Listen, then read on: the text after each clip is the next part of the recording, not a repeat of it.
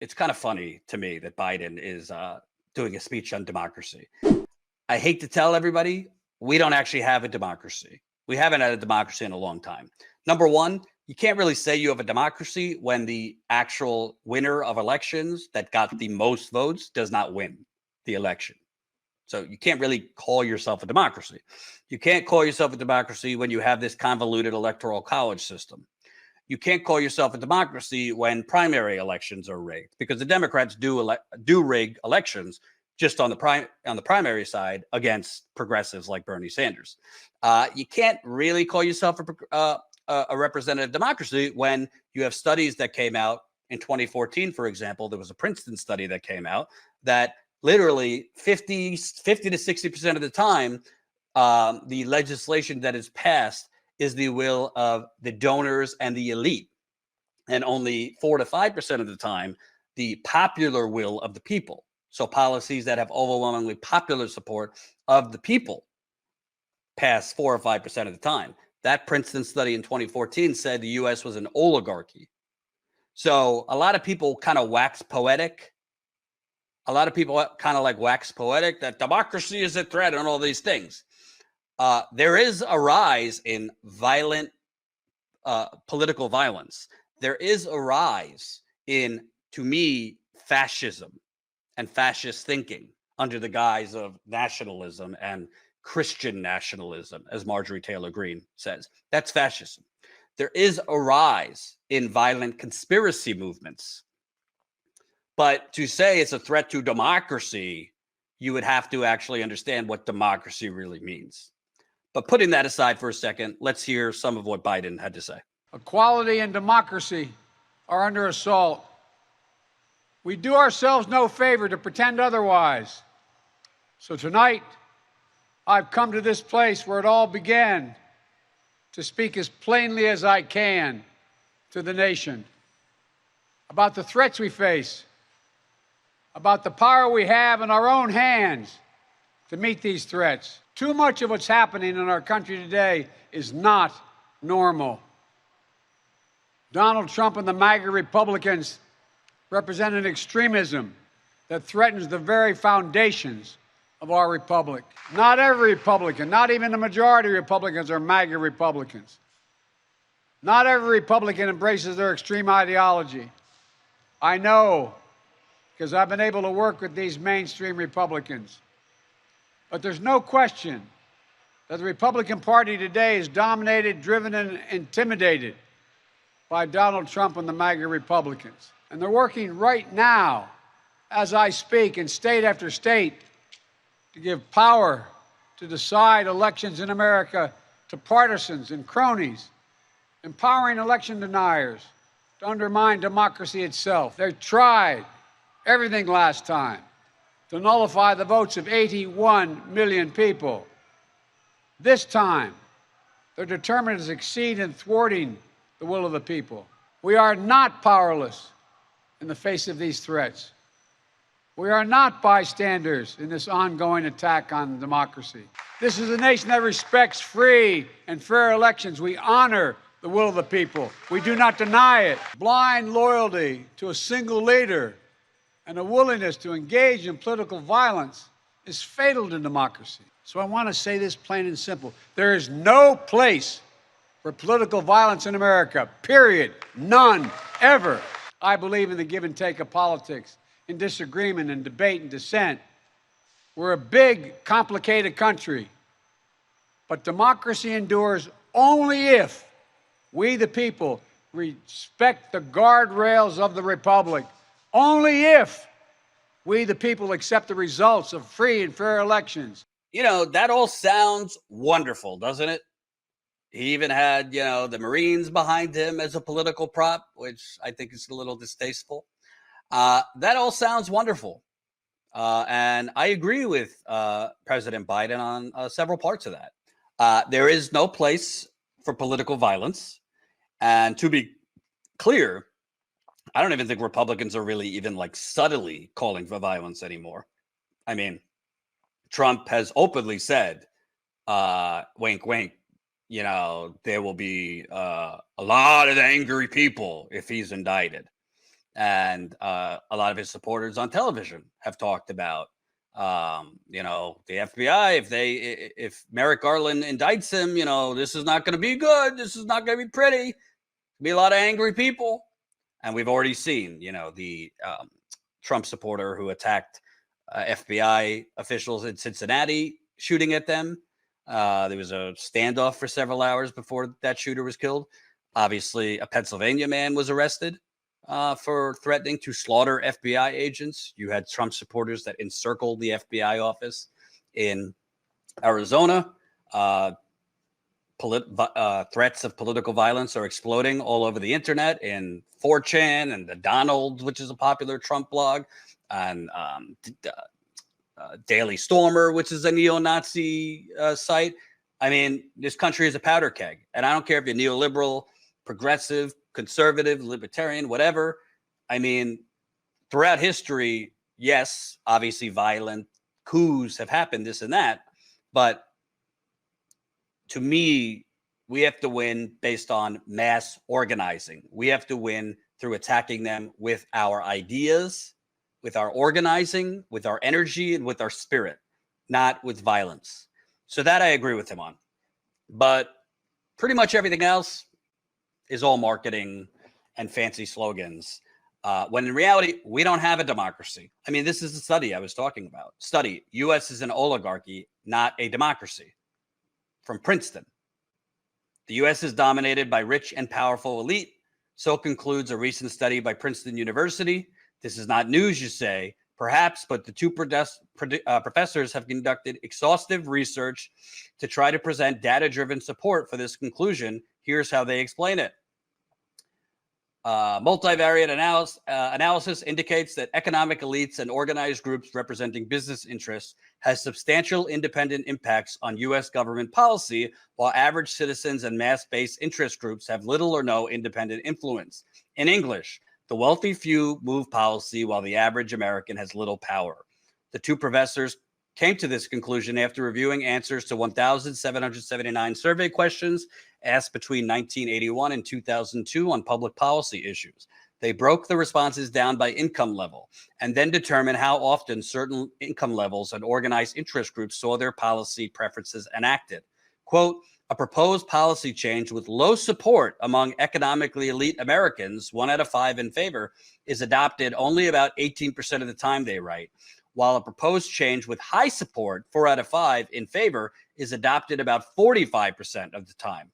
On the other hand, when a majority of citizens disagree with economic elites and or with organized interests, they generally lose. Moreover, because of the strong status quo bias built into the U.S. political system, even when fairly large majorities of Americans favor policy change, they generally do not get it. So, for the most part, this waxing nostalgia for democracy and, you know, the rule of law generally comes from like MSNBC type viewers, resistance liberals, people who live in the suburbs who are generally comfortable, people who Flint, Michigan, out of sight, out of mind, as far as that the water is still toxic. Homelessness exploding all over the country, out of sight, out of mind. People being evicted throughout the country because real estate developers have bought local city governments, out of sight, out of mind. Democracy. Elections being stolen in the primaries, out of sight, out of mind. Remember Iowa and the app malfunction? And Pete Buttigieg coming out and declaring himself the winner with zero results reported? Well, that's not really a threat to democracy. The DNC in 2016 literally working behind the scenes to help Hillary Clinton and beat Bernie Sanders. That's not a threat on democracy. The Iowa caucus in 2016, where Hillary Clinton was beating Bernie Sanders by 1/10 of a point, not even a full point, 1/10 of a point. All the networks called it for Hillary Clinton. You think they would have called it for Bernie Sanders is if he was beating Hillary Clinton by 1/10 of a point in the Iowa caucus? Bernie Sanders looks like he's, if it's football, on the 5-yard line to become the Democratic nominee in 2020. He wins Iowa. He wins New Hampshire. He crushes in Nevada. And the corporate media, like the bat signal had gone out from the Democratic establishment for a week, have an epic meltdown at the thought of Bernie Sanders winning. I mean, the amount of free media that Joe Biden got, the amount of free media that Joe Biden got after he won South Carolina, between South Carolina and Super Tuesday. I think he got $72 million, the New York Times had reported, in free media between all the networks and all the papers, doing, a pep rally for Joe Biden so that after he won South Carolina, he could defeat Bernie Sanders. And obviously Obama got everyone to drop out, Pete, Amy Klobuchar, and consolidate around Joe Biden. Now, some of you might say, well, Jordan, that's just politics. It might be dirty, but that's politics. That's not stealing an election. Well, I think that's a pretty thin line. Then let's just look at what that Princeton study said. Let's look at one policy, Medicare for all. Even though Biden won, every single state that had a Democratic primary, the exit polls showed the majority of voters support Medicare for all. Every single state. We're not talking about polls. We're talking about exit polls. So the voters were asked a series of questions. Every single state, including Mississippi, by the way, support Medicare for all, even if Biden won a lot of those states. Biden says, if it came to my desk, meaning if Congress enacted Medicare for all and it came to my desk, I'd veto Medicare for all. So a lot of people think of democracy with like warm and fuzzy feelings and have a view of what a democracy is. I have traveled this country for 7 years. I've been to 35 or so states, more cities. I've been to major urban cities. I've been to rural America. I've been to ranches in Texas. I've been to Chicago, busy streets of Chicago. I've been to covered homelessness. We don't have a democracy. We have an oligarchy. Okay. So that doesn't mean there isn't legitimate threats in terms of political violence, violent conspiracy movements. Tina Desiree Berg, who hosts a show called the Right Wing Insanity Report on Status Coup, she covers it all the time. Violent conspiracy movements like QAnon, the Oath Keepers, the Proud Boys, the 3%ers. She just did a great show yesterday. Go watch it in full. It's up on the right-wing meltdown at drag shows and threats of violence pertaining to that. So there are real threats out there. But I think that Biden and the Democratic Party are using those threats to then prop up that democracy itself is at stake. That's where you lose me. What about democracy for poor people? How democratic is this country for poor people in America? What is democratic about something called the filibuster? It's not in the Constitution. What's democratic about that? Biden and the Democrats can get rid of that with the snap of their fingers. What's democratic about when the majority of Americans want Medicare for all, free public college, paid sick leave? We can't get that. What's democratic about a system that literally our politicians, Democrats and Republicans, spend 75% of their time in Washington, D.C., off premises in a room, not at the Capitol, but off the premises in rooms dialing for dollars? That's a democracy? That was reported that they spend 3/4 of their time dialing for dollars to donors. What's democratic about a system that when you have a once-in-a-century global pandemic, that the United States government does not expand Medicare for everyone? There are people literally going bankrupt because of bills from hospital stays in COVID.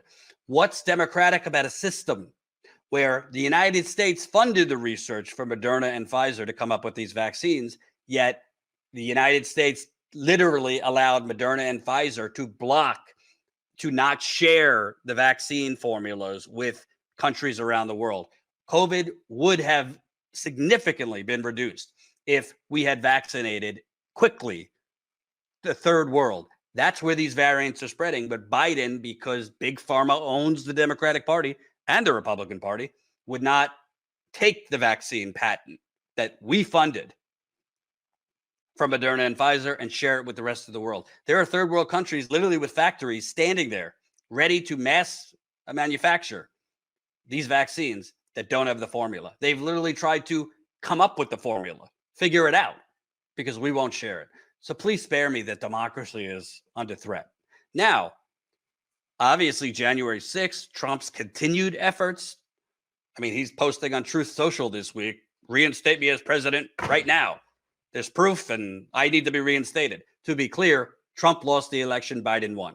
So there are threats to overturning elections. That is very clear. There are threats to our election system.